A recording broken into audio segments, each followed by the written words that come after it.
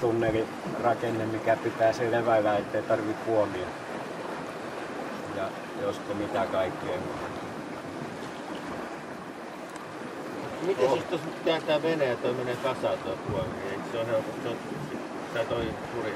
Kyllä sen sotkuukin saa minkä hyvänsä purje. Mä oon onnistunut ton Kenuankin just tänä kesänä pistää rusetille niin tiiviisti tuonne keulaharuksen ympärille, että piti alkaa haalta purkaa se pois sieltä, kun sai ensi revittiin vähän alemmas. Mulla oikein se niin kuin tapana on puomilla tuettuna ja sit mä otin puomin pois enkä viittinyt panna sitä paikalleen, mä vaan pistin sen kannelle ja sit koitin vaihtaa niin kuin puolelta keulapurjeella. Niin jalus nappas sen puomin, että just sai stopattua, ettei se mennyt mereen, kun nuo ei keulu se ukko. Sillä aikaa sit kun mä pelastin sitä puomia, niin se kerkesi lepattaa, sitten ne oli alukset vähän niin valtoisena. Se lepatti se keulapuri, että se niin moneen kertaan ympäri. Ettei mitään jakoa mennä. Se, että jos se olisi ollut ruilla, niin sitten olisi ollut tosi hankala, mutta se, että kun se on noilla hakasilla, niin sitten itse sai yksi kerralla. Nyt tulee hienosti. Revitty. Joo. Nyt on kyllä komeen näköinen, voi vitsi. Eikö se oo? Se saa hyvin tuulta, se tulee, että heilattaa uudestaan. Kuuluuko sitten Kallelle? En.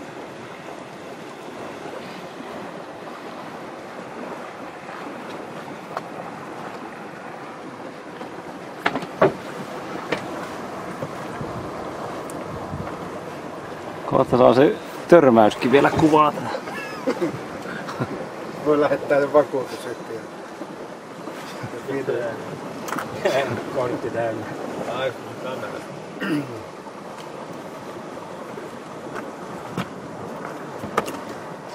Oho,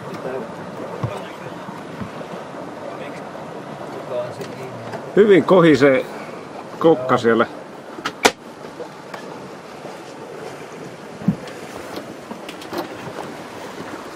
Olisikohan toisesta parissa. Ohittaa itteen. Päästetään ohi. On se hienon näköinen tommonen pallopurje. Sehän on vaan naisia varten, eiks niin? Sitä käytetään satamassa.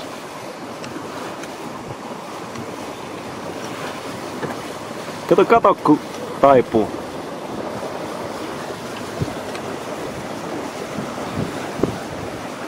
meillä menee vanha vene arvokkaasti ja vakaasti. Sähän ootkin jo naimisissa. Onks toi Markus? Mitä? Onks Markus jo naimisissa? On. No ei. Meillä on 4 lasta.